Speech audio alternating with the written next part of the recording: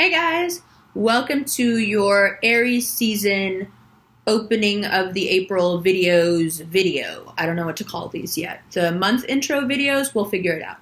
So it is Aries season and manifestation abilities are at their peak, but also the desire to overdo it is very strong. Wherever you have Aries in your chart, you have a tendency to push the thing a little too far. That can get a little bit murky when you want to achieve and accomplish, because pushing things too far is counterintuitive to that. It doesn't work, right? It's actually going to hold you back. So how do we use this really extreme push of wanting to do, but also not overdo? I think one of the things that may help right now is just a general understanding of how manifestation works. And the way that I would explain it is so simple that I don't want you to feel, cheated in some way by such a short explanation. So just understand that the simplicity of this is why it's so profound, as it is with many things. Speaking of which, profundity and simplicity and all things dope, I will be wearing stuff from the Supreme Public Enemy drop in the April videos. Dope. I will probably wear this sweater in all of them, or for the rest of my life. I'm also wearing Kat Von D Saint and Sinners palette on my eyes, and I'm growing out my brows, so please don't judge me. And Gloss Bomb by Fenty Beauty on the lips, and I'm just keeping it like super, super plain. I am using a new foundation called, it's the Hourglass Sticks, the ones that are shaped like a pyramid. They're dope, and I think they have like 6 colors called like amber. So of course I was over there like, ooh, and yes, I found 2 that match me, but I wear them together. I'm using them as a contour, highlight, everything. Anyway, so that's all that stuff out of the way. So manifestation, and how would I explain it, and how can Aries season work for you, whether you are an Aries or you are some other sign? That's a humidifier blowing, if you're wondering what's blowing in your face there. So this is how I would describe it. 2 ways, 2 concepts that I feel will bring you a lot of peace of mind in a time that can bring a lot of anxiety up. Because Aries, because it wants to do, if you are for some reason not ready, not prepared, not healed, shy, timid, tired, exhausted, whatever, if you are not ready to do, you will find this season to be very anxiety inducing, because the impetus is there. There's something within you going, come on, do, come on, and the rest of you is like, I can't, or I don't want to, or so. These 2 concepts, something's itching me. I'm sorry. I feel like I have like a makeup brush hair somewhere on my face, and it's like traveling around my face. Anyway, or maybe it's just the steam that's hitting. It's the steam, is it? Okay. Anyway, Mercury retrograde. Things are going to happen. We're just going to have to roll with it. So 2 concepts that I feel work together. They're synergistic, and they will bring you a lot of peace. Okay, so 1.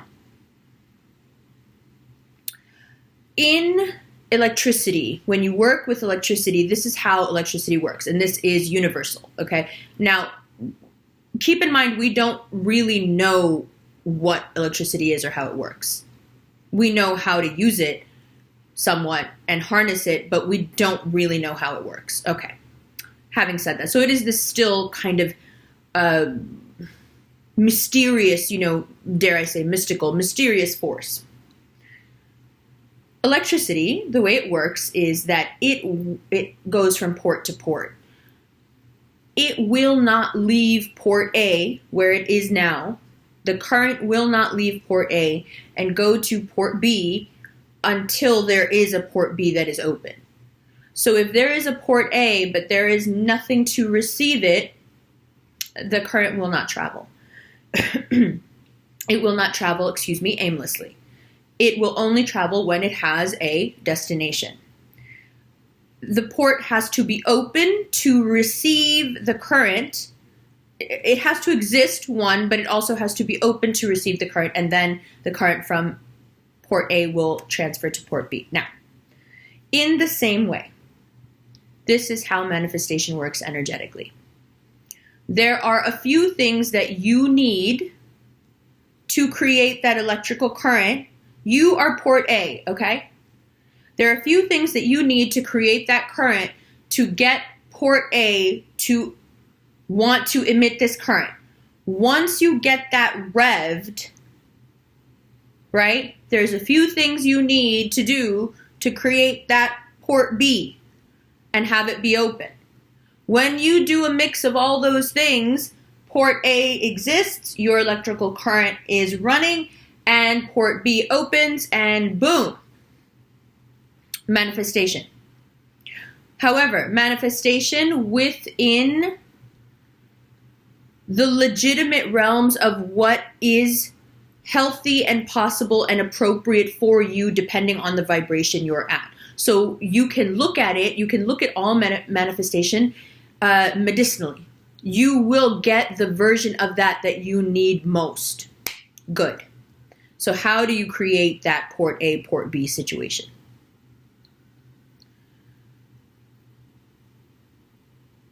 Here, and you've heard a lot about this, we're all mad woke, we know what's up. Here, behind the skull, between the eyebrows, is the pineal gland, third eye. It has within it photoreceptor cells. And for a long time, we've been able to trying to figure out why. Doesn't make sense. There's no light hitting it. It's not even near light. It's behind a bone. Makes no sense. However, there it is. Cartesian school believes that it is the seat of the soul. There's all sorts of different modalities that believe that the pineal gland is very important. Different healing modalities, but also different schools of thought, different philosophies. It's always something that is addressed.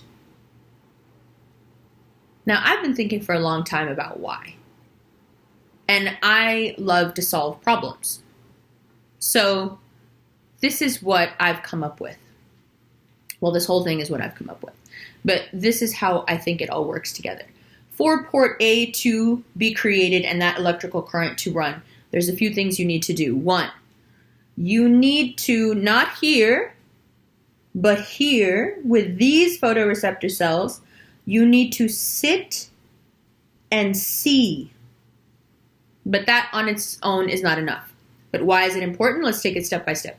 It's important because when you sit and see, whether you do that in church when you're praying, or on a rug when you're praying, or in front of, Shiva when you're praying, whatever you're doing, whether you're meditating, whether you're doing yoga, whether you're heartbroken and laying in bed thinking about the person doesn't matter. The first thing you have to do is see, okay? And what happens when you see with your imagination, when you see with your mind's eye, when you see inside your mind as if you were watching a movie? What you are doing is you are using the photoreceptor cells within the pineal gland.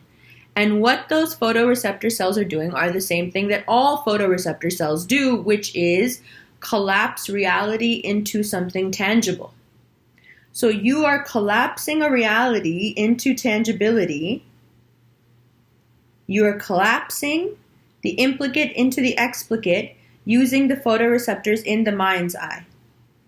Creating something out of nothing in the mind and seeing it with an apparatus that is made to collapse this hologram into reality. Okay. So first you have to, with your mind's eye, see it. Now, next thing you have to do.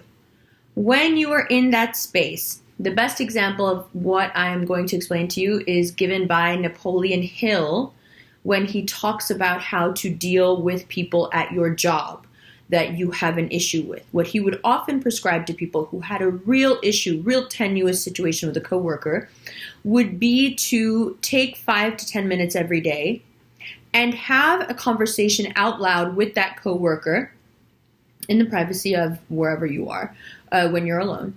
And have that conversation go exactly the way you want it to go. Have it go in if that's, you want it to go positively, if you just want to be left alone, if both people just decide, hey, we're cool with each other, whatever your most desired outcome is, you have this conversation where you are, yes, somewhat imagining it with your mind's eye, but more so you're out loud having a conversation.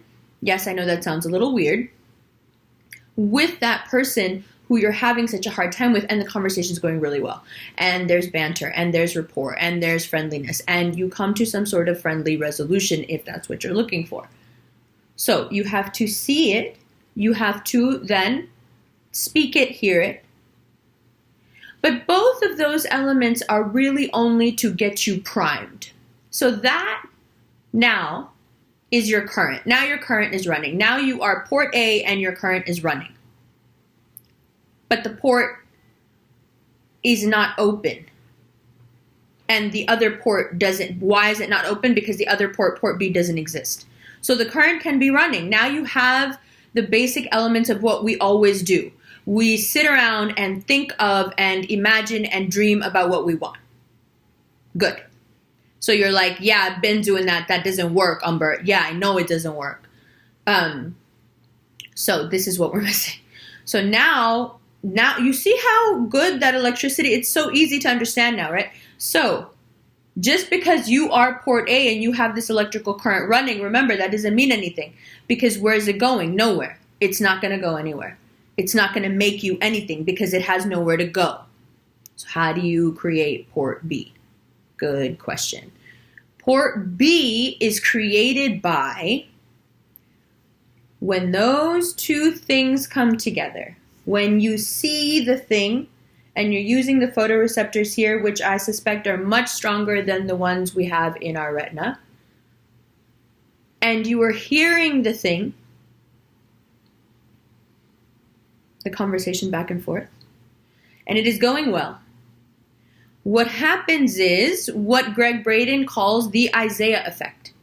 What happens is we begin to feel good, excited, desirous, psyched, amped, emotional, moved. I mean, just right now, just imagine it, just for 2 seconds, the thing that you really want, if you could just have it right now, how would it feel? If you had it right now sitting next to you, or how would it feel? Doesn't it make you like that? When you see the thing and you hear the thing and you let yourself sit with it. Now, here is the part that you have to understand. Do nothing with it. When you see the thing and you hear the thing and you do nothing to make it happen, instead you sit with that feeling.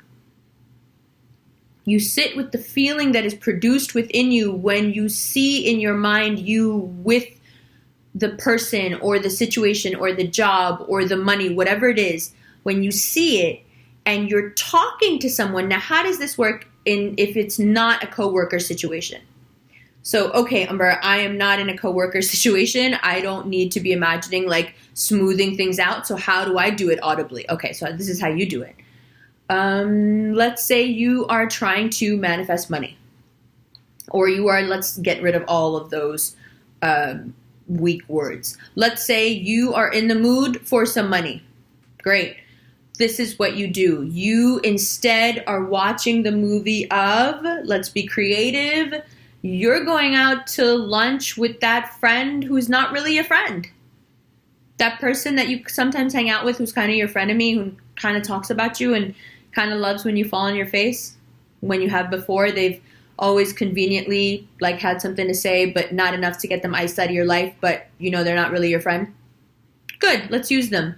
I love having people like this around, by the way, because this is what I do with them.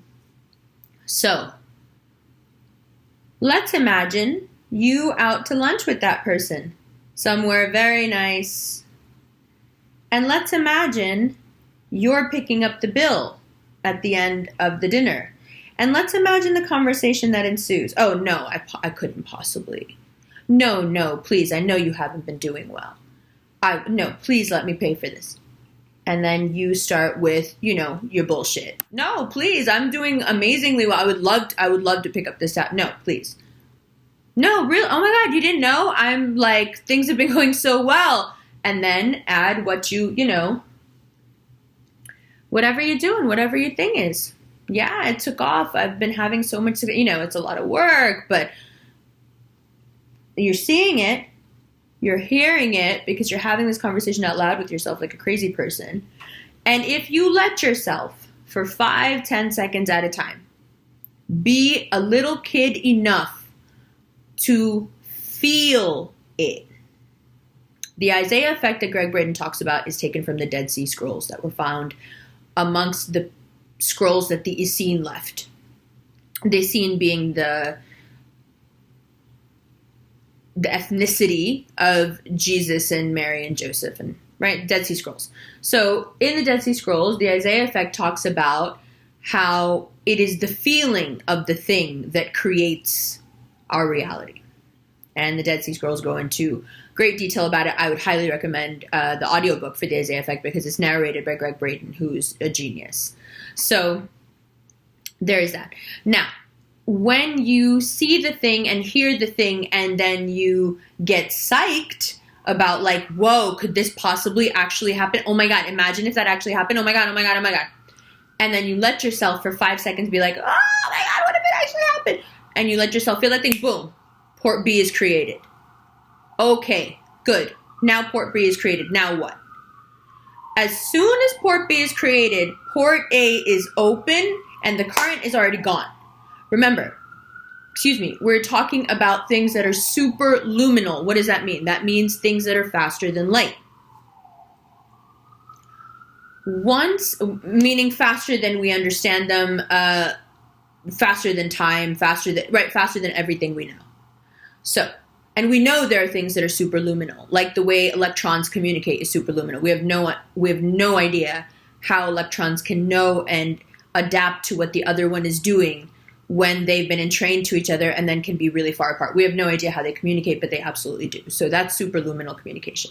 So in the same way, this energy that exists within us that you have now created, this port opens and that current is gone and received at port B. Good. We got that part. Great. So there are a lot of people now, a lot of you who are like, not people, you're my people. I don't mean people. Don't say people, man. I'm doing business here. Don't say people, man. Oh yeah, Lebowski quotes all day. So there are a lot of us right now going, yeah, I've so done that and that doesn't work. Cool. You're right. That doesn't work. I wasn't done. That doesn't work. That's one part of it. So actually, no, let's go back. It does work, except that and receiving what has now been created are two different things. So does that process on its own work? Absolutely. Is there a port B that has been created and your energy has then been transferred to port B, therefore manifesting the thing? Absolutely. Absolutely. That's yes, we're there. Does that mean you will necessarily get that thing? No, it doesn't. Now, why? This is a cool part. Well, I mean, it's all cool, but this is the part that's like, ooh, So, the nature of creating something is to take something that belongs to you. Look at it like the chakra in Naruto or in Dragon Ball Z. He makes this,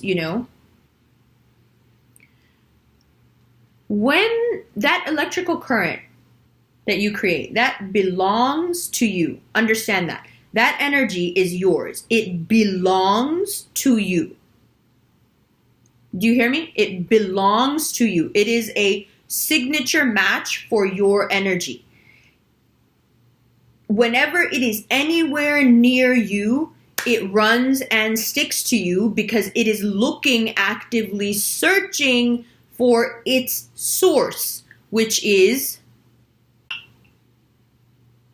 camera froze, which is you. It is looking for its source, you. You created that electrical current. You took a piece of your energy and you fashioned it into something with the photoreceptor cells in your pineal gland, with your auditory cells and hearing that feedback loop of you talking and you hearing yourself talk, and with the feeling you were able to create, therefore generating the electricity. It's really the feeling that did it. The other things are to get you there. The feeling that was created pulled this, let's say, string of your energy out of you. It created it and then sent it to port B. Now, that energy is, like all energy that is taken from source, desperately seeking its source. That's the nature of that thing. Think about us. What are we all looking for? Why do we watch these videos? Why do I make them? Why do we watch them? Why do we help each other? Why do we commiserate? Why do we have friends? Why do we have relationships? Because on some level, we are all striving to get back to source, right? To that understanding, to that bliss, to that place of being outside of the thing, and so we can reach that blissed out. What is that want for enlightenment? What is that search for understanding? What is that need for peace and serenity? It's all about entraining with the vibe of source, right? So in the same way, that thought that you created, that feeling, that ambition, that dream, that piece of your electricity that you pulled out and sent somewhere, you are its source. Now, if you understand that, then you must also understand this. What belongs to you is desperately looking for you. It wants to find you. But what do? We pull our energy out through no small effort. We send it on its way sometimes. We work ourselves up enough that we're like, I really want this thing, and we get it there. And then that thing is desperately trying to make its way back to us, and we're running from it. No, I don't even think I should have even dreamt of trying to have that thing. I couldn't possibly. I mean, that person couldn't possibly. No, that I don't have that kind of luck. No, that wouldn't be a thing. And so every time you do this, you are running, and that thing is following you. Like, no, I'm a part of you. You remember you sent me out. Can I? And it wants to find you. It wants to become one with you. It wants to give you the thing you sent it out there to become. It brought it back to you. You threw a stick out there and you told a piece of yourself to go manifest that thing and go get it. And it's come back with the thing and it's trying to give it to you. And you're like, no, I'm just, and from another plane of existence, you can see how the thing is chasing you and you are actively running away from it. And one of the ways that we actively run away from it is by doing things that we think are now going to get us there. No. The thing we want, we ask for. And then we have to understand that we are not going to get there. That will get here. It is trying to get to you. The doing out of fear, insecurity, is running away from the thing that is chasing you, that is trying to fulfill your dreams. The doing out of knowing that thing is looking for you actively and you are absolutely going to find it furthers you towards it. But a lot of our doing isn't out of confidence and knowing that we're going to get the thing we asked for. A lot of our doing is damage control. And we ask for things and then we do things directly in contradiction to that because we don't really think we're going to get the thing we asked for. So we may as well do the thing we got to do. And every time we do that, we run from that piece of us that is actively looking for us. Whatever belongs to you by its very nature must flow back to you. So if you are involved this Aries season in a lot of doing that has to do with this should be mine, that person should be mine, that thing deserves to be mine, then understand that this is also the season where the thing that belongs to you will make a concerted effort and work really hard to find you and make itself whole. It's yearning for you, right? And so that thing that you believe should be yours, the person you believe should be yours, the opportunity you believe should come to you, now is the time, like in Bajirao Mastani, this Indian movie, she says, "Hum bhi dekhen hamara ishq ka asar." Like, let's see how powerful my love is. Let's see how powerful that little bit of your electric love that you put out there, that thing that you wanted, let's see how powerful it is. Give it the stage. Let it do what you asked it to do. Let this Aries season be about manifesting through receptivity, because this is an Aries season in a Mercury retrograde. So you're going to get hurt.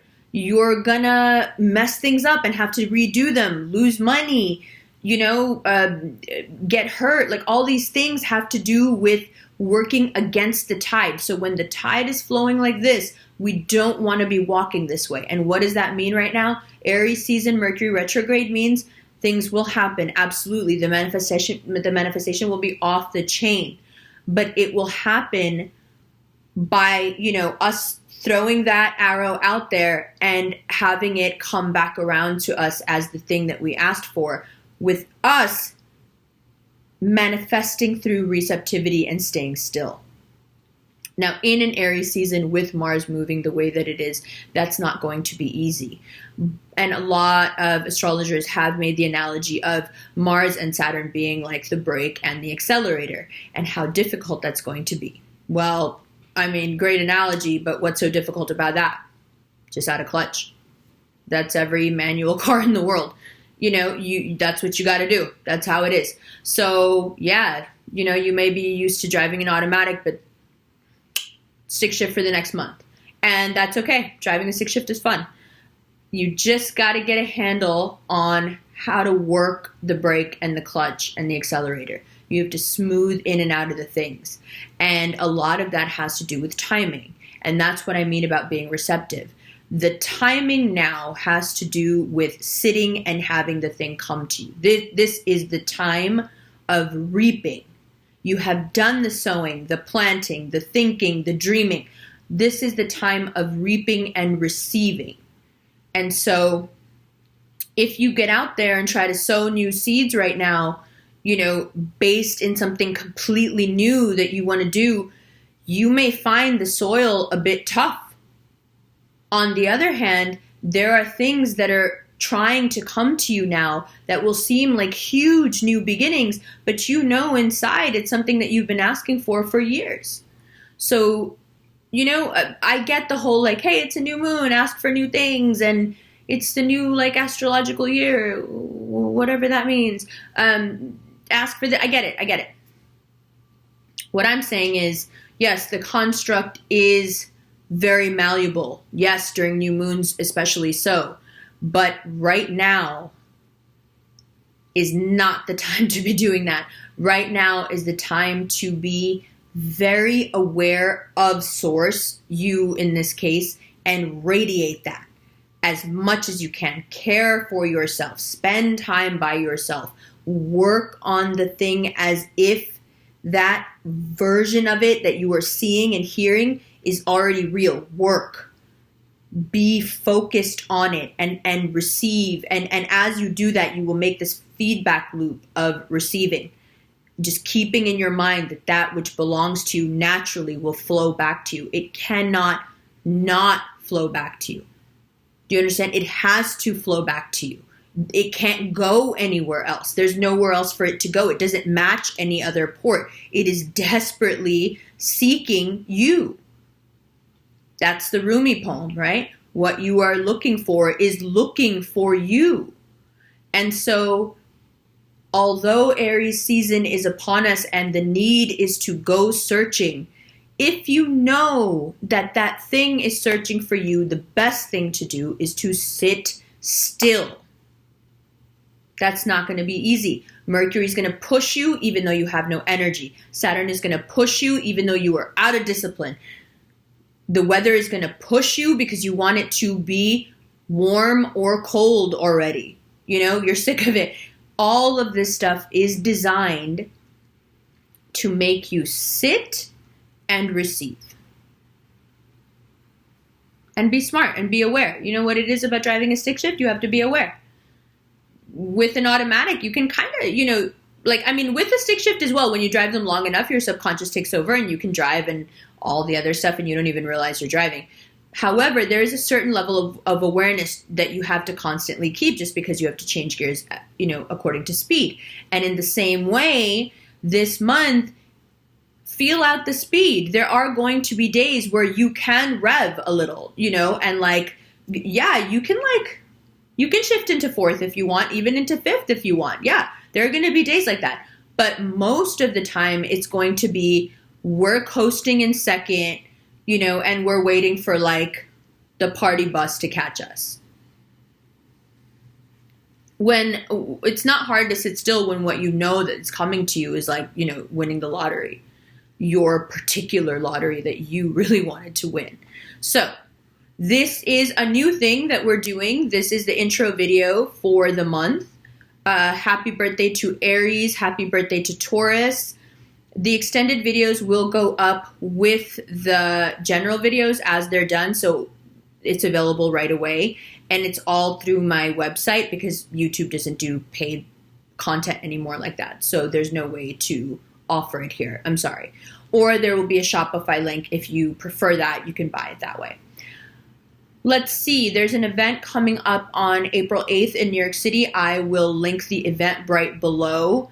There was like a tedious way to buy tickets before, and it was annoying, but now it's fixed, so it's easy. So that'll be good. And it's an all-day thing. And it's going to be like a satsang, tarot, intro, like whatever you want to ask. So that's kind of cool. Doing an event in Atlanta on April 6th. And the Eventbrite for that will be up on my Instagram later today. So look forward to that. And the first video going up in a little bit now is the Aries video. That's about it. I hope you guys like this. It's a nice way to catch up with everybody before we get into like, you know, the mill of the month. And, you know, we could all use a little, Aries season can be a little tough. So I love you guys, all you guys. And I'll see you in the videos.